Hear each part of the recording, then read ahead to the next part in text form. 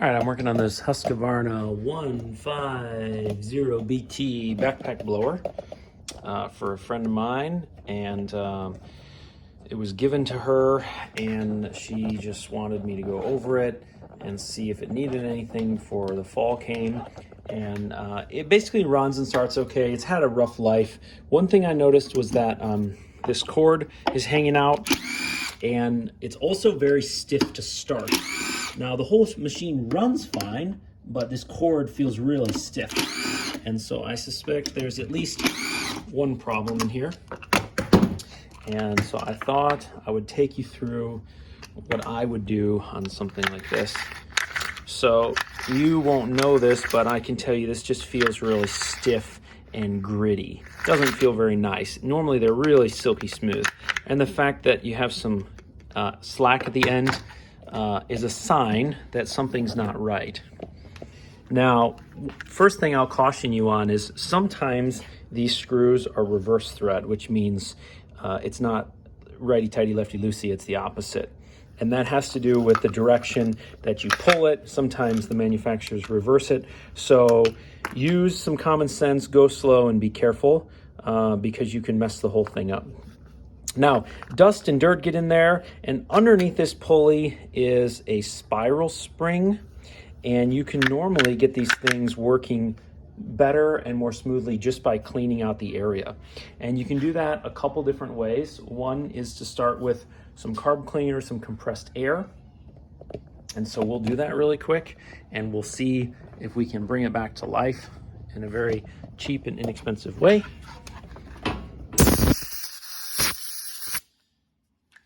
Pull it out like that. Okay, so still nice and stiff. Not what we're looking for. Not yet anyway. So you can get some spray in there. Work it a bit. And you can see, look, it already sucked it back in. So we're already making an improvement. Now you don't have to use carb clean. Don't use brake clean. Brake clean is quite a bit more aggressive. You can even use soapy water if you want. It just kind of depends on what's in there. You can use WD-40, and you just kind of want to work it. What you can't see underneath here is the spiral spring, which is all probably gummed up. But this is already a huge improvement after just 1 minute, maybe 2 minutes. And you can improve that further with some WD-40. Or something like WD-40.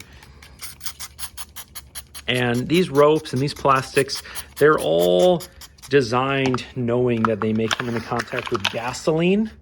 And the gasoline in this case has oil in it. So you don't really have to worry about chemicals. So this is already a huge improvement, and all I did was remove 4 screws. If this hasn't worked for you, you can obviously repeat the whole process again and use soapy water and use different types of chemicals. Soapy water will break down one type of contaminant. Carb cleaner will break down another type. Gasoline will also work well. But if you do have to remove it, and I'll just do it just to show you. Again, you never really, well, you can know if you study it a little bit, but oh, that's really tight. Oh, making a fool of me. Look at that. That's great. Wasn't expecting that. So that's one reason I hate Phillips. Let me just try this again.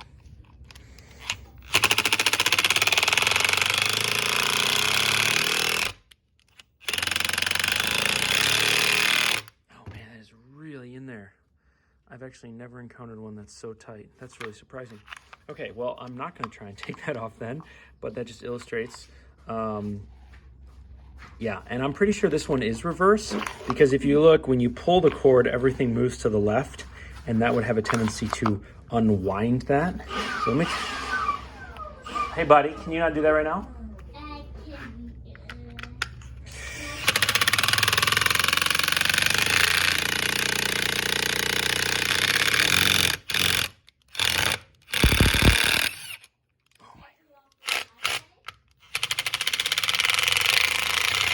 No, but it just makes too much noise right now.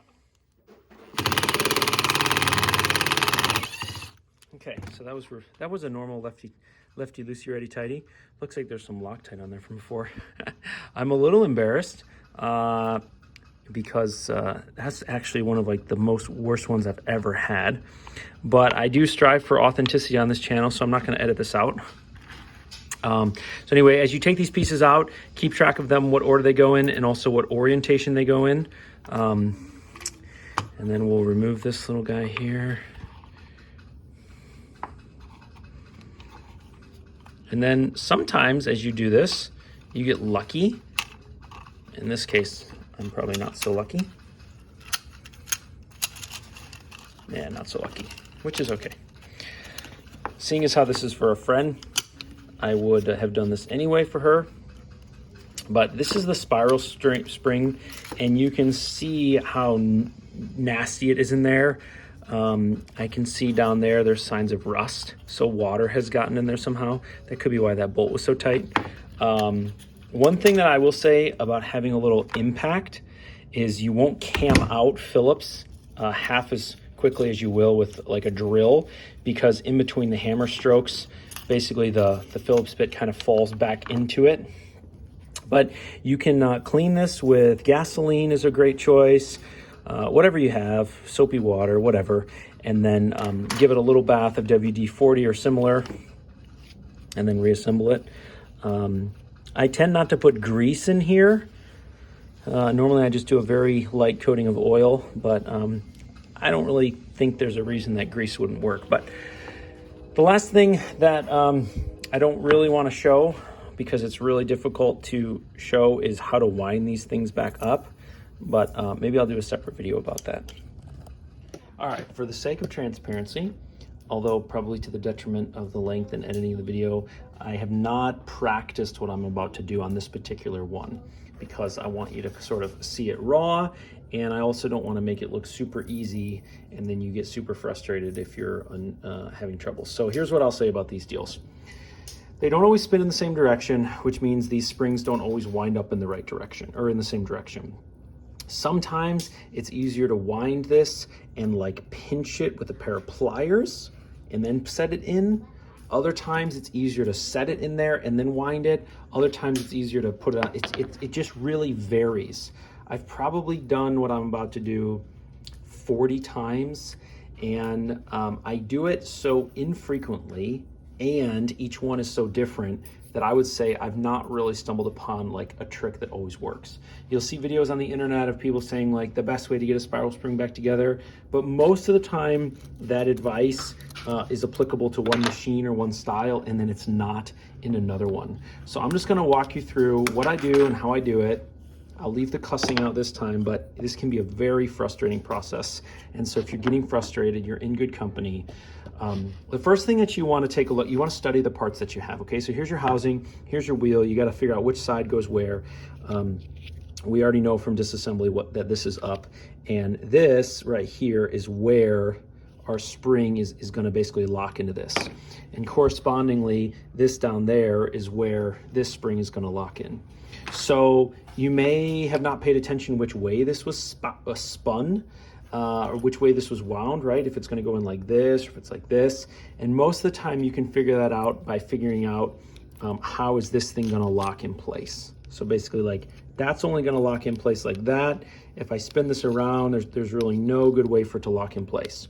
So the best advice is to pay attention as you remove it. The second best advice is to study it until you find a way that can only work once. And that can be challenging. I mean, there's been times where the features are not crystal clear to me, but in this case, it is pretty clear that it's gonna go like this. This hook is gonna go in there. Now, this is spring steel. It has different characteristics than mild steel. You have to be very careful. If you get a kink in this thing, it's game over. You can't bend it back like you can mild steel. So be very careful. So what I normally do, and it's gonna be a little bit harder to do it on camera and keep it on camera, but I normally try and get this guy nice and tight like that without any kinks. Now you can put some, you can put a screw into a workbench and that'll help hold one in place, and you can clamp it down. I mean, there are some tricks, but honestly, again, I don't do it so often that I've developed like a little jig, and they're all kind of different. So one of the best things to do here is to grab a pair of pliers, preferably something with an angle, and you can reach in and you can grab it like that. And you can keep the whole thing as a nice tight little pack. That often is the key to success. Now, if you don't have something like that, you can do it with your fingers. Just takes a little while longer. And there's kind of two strategies here. There's the pre-packed method like this, and then I place it in. The other way to do it is with this whole thing unraveled, I stick that in there, and then I kind of wrap it and wind it in the housing. Most of the time, it seems that that's harder, but not always. Okay, so in this case, I'm just gonna get in there, and then you normally don't want to just let it go because it'll normally give you trouble, but you kind of just let it unwind a little bit like that. All right, I got kind of lucky. They're not always that easy. Again, sometimes you have to put that little finger in there and then wind this thing up yourself. Now, this is kind of the next part that comes in, is how do I get this notch here on here? And sometimes that's easier said than done, but it's kind of a trial and error. You kind of get it lined up and close where you think it's gonna be. And sometimes they're set up where no matter where you put it, as you start to wind it, it'll catch it, but not always. So what you want to do is you want to think about, okay, when I pull my cord, I want the whole assembly to spin back this way, right? So watch, I'm going to pull it this way, and then I want the spring to suck it back in. So the spring needs to pull this direction, okay, to pull my rope in. And if it needs to pull this direction, I need to wind it in this direction.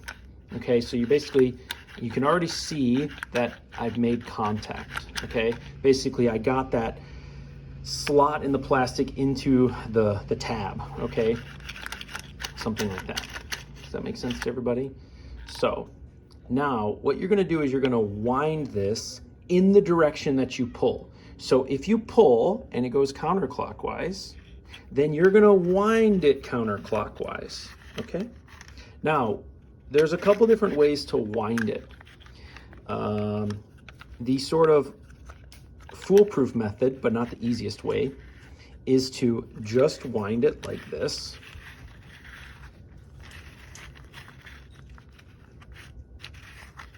But now you have the problem that it's wound, the cord is wrapped in the wrong direction, and if I just let go, the whole thing's gonna suck back in.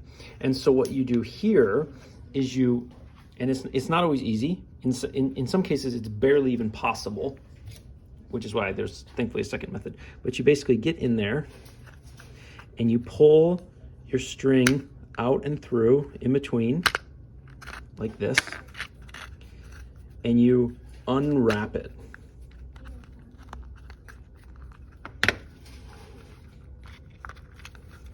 You unwrap it from around the pulley. And then you pull that out, and then you'll see that it kind of sucks it back in now. You see that? Now, it didn't suck it all the way back in because I didn't wind it enough. So what I could do now is I could wind it a few more cranks. Well, maybe I'll just do that. So you can wind it a few more times.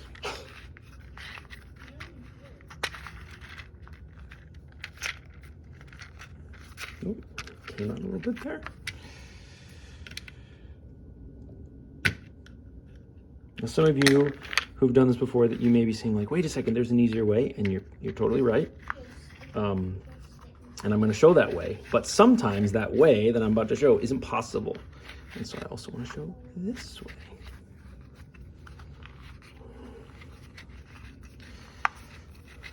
Now, I haven't put the screw back in where my thumb is, which I certainly could have, but I didn't want to overcomplicate it for anyone who's watching, so I'm just holding the whole assembly in with my hand.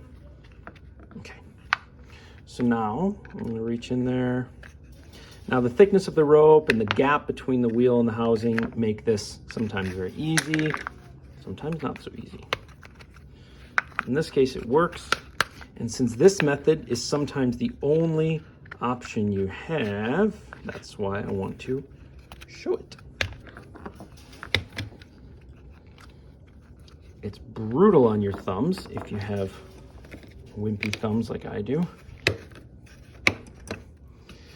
fact, your thumbs can get like almost cramped up and fatigued.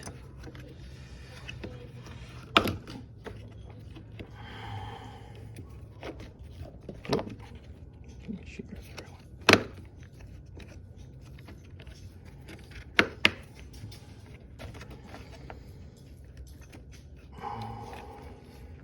It's like watching paint dry, isn't it?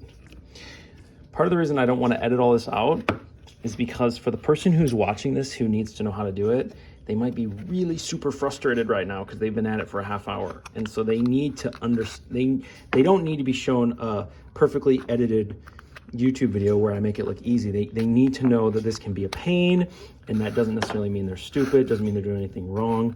This stuff can just be a pain. So that's part of my desire to not edit all this stuff out and add intro music and make it fancy. It's not because I'm lazy, it's because some of you can just have already double clicked and gotten past all this, and that's fine, it doesn't bother me at all. But for the guy who's tearing his hair out and ready to come up with some new swear words, maybe he appreciates that someone who's done this like 50 or 60 times is frustrated too. Okay, so you pull it through, and you're done. It's back together. Now, what I normally do is I will pull this all the way out and make sure it always sucks itself back in. The other thing you need to do is you need to pull this all the way out, and then you need to hold the rope, and you need to make sure that you haven't bottomed out. So you need to make sure that you can actually spring back a little bit more. At some point, you will bottom out that spring and snap it. And so if you over rotated more than you need to, you're basically, let's put it this way, if you under rotate, then you'll have some slack hanging out like that. If you over rotate, it'll suck in, and that's great. The problem is if you over rotate too much, when you go to pull this, you'll snap the spring inside. And so you basically only want to rotate the number of rotations needed to keep the slack getting sucked in, but not any more than that. Okay, the last thing I'm going to show you now is the alternative method, which is way better, but it's not always available, which is why I didn't show it. So let me just get this out of here real quick.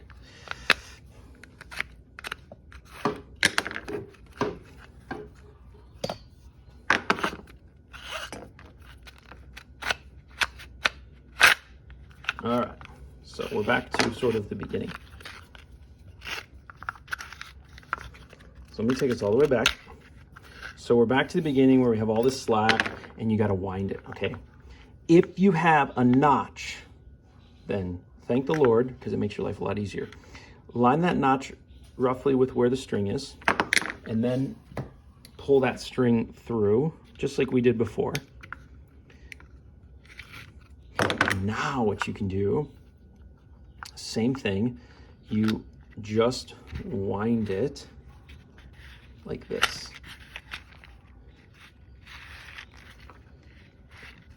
Absolutely beautiful. Okay, like that. And then when you think you might be done, pull the slack through, and then see how far you got. Now, if you got like that, that's okay, no big deal. Just back that guy up, pull him through again, take it, do another revolution, maybe two, so you can feel some tension. Pull it through. There you go. So sometimes you have the notch, sometimes you don't. And that's why I wanted to show the first method, because the first method is basically always possible.